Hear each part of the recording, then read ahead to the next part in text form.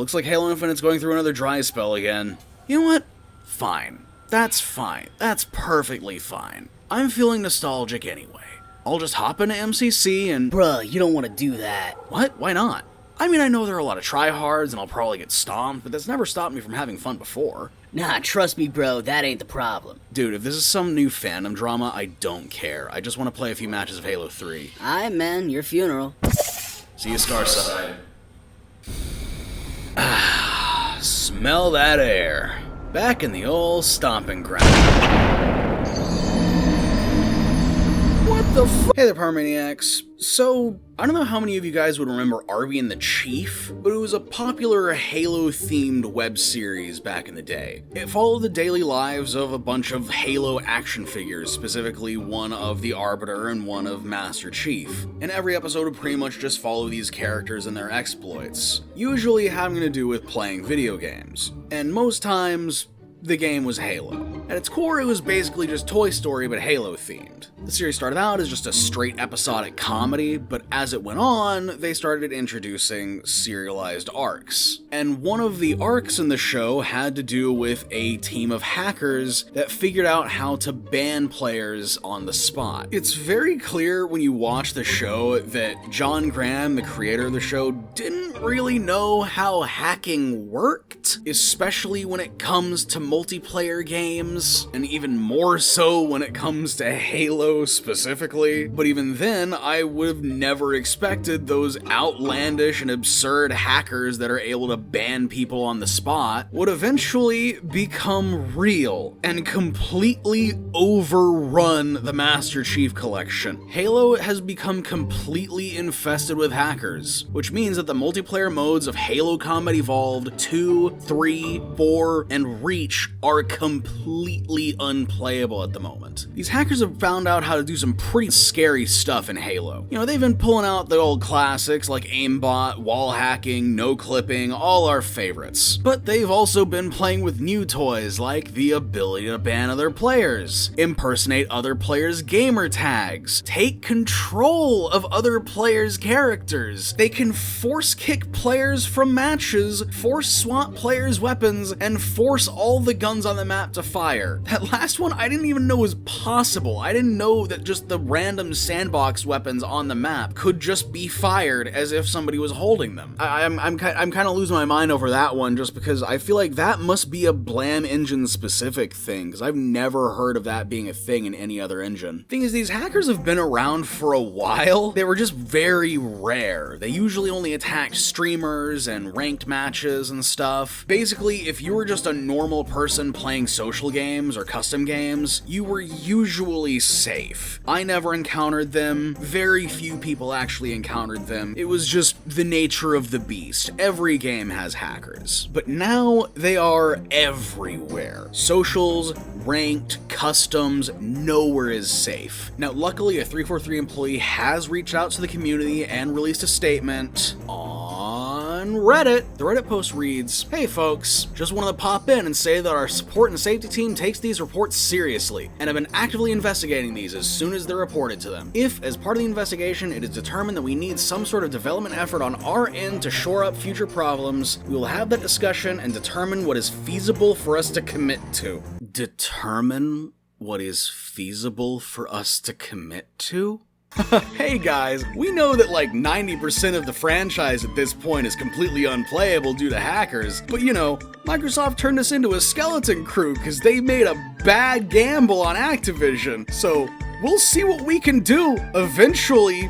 Probably. I don't know. For all I know, we could all lose our jobs tomorrow. This is Microsoft. They'll shut us down tomorrow for no reason. If it's not abundantly obvious, I am not happy with that response. It really sounds like 343 has just been stripped and downsized so much by Xbox that they've basically spread themselves as thin as they can feasibly go at the moment. So now they have to really pick and choose exactly what they need to focus on just to keep them afloat, and as far as Microsoft is concerned, maximize profits, as sad as that sounds. And sadly, rooting out the hackers and Master Chief Collection is just, on paper, less profitable than making new cosmetics for Halo Infinite's shop. I feel like the real tragic irony of all of this is that it's happening hot off the heels of the Save TF2 movement. For those who might not be in the know, for the last 5 or so years, give or take, Team Fortress 2 has been completely overrun with bots. These bots would join games with the sniper class and then laser focus and insta-kill any player that comes within view, which made the game pretty much unplayable. That being said, in this situation, it wasn't just your average hacker. They weren't doing this for fun or just to troll. This was a concerted effort by a group of people to sabotage the game, which is disheartening, and even more disheartening was Valve's complete inaction. Eventually they would respond and say, hey, don't worry, we hear you, we're looking into it, and then 2 more years pass after that with nothing to show for it, no changes. The bots are still running rampant. That is, until just last month, where out of the blue, Valve started banning all of the bots and the people responsible for them. So now, to see something very similar happening with Halo feels almost like some sort of sick joke, if I'm being honest. And it genuinely makes me wonder, are we gonna have to wait 5 more years for 343 to finally get around to doing something about these hackers? Because it already took 343 about 5 years to make MCC good in the first place. Just in general, the current state of Halo feels so grim. Halo Infinite hasn't seen any meaningful content drops in months, so it's very clear that they're winding down support and moving on to their next project. And that would be fine if I could go back to the old games and relive what I enjoyed when I was younger. But now, you can't even do that. Not to mention, Halo 5 is a total ghost town now, you can't get any matches there. And on top of that, if you want to play a game that's like Halo but isn't Halo, those types of games have always been rare, but now even more so, considering Splitgate 2 is shaping up to not be that, and is instead just a generic competitive shooter, which kinda kills the whole appeal of what people liked about the first game and why people played the first game to begin with. And with all these things just piling on top of each other, it's kinda just hard to stay a fan of Halo at all. But once again, the real tragedy of all of this is the fact that the classic games, the original trilogy, are basically rendered unplayable at the moment because of these hackers. And that's the part that really sucks, because these games are classics for a reason.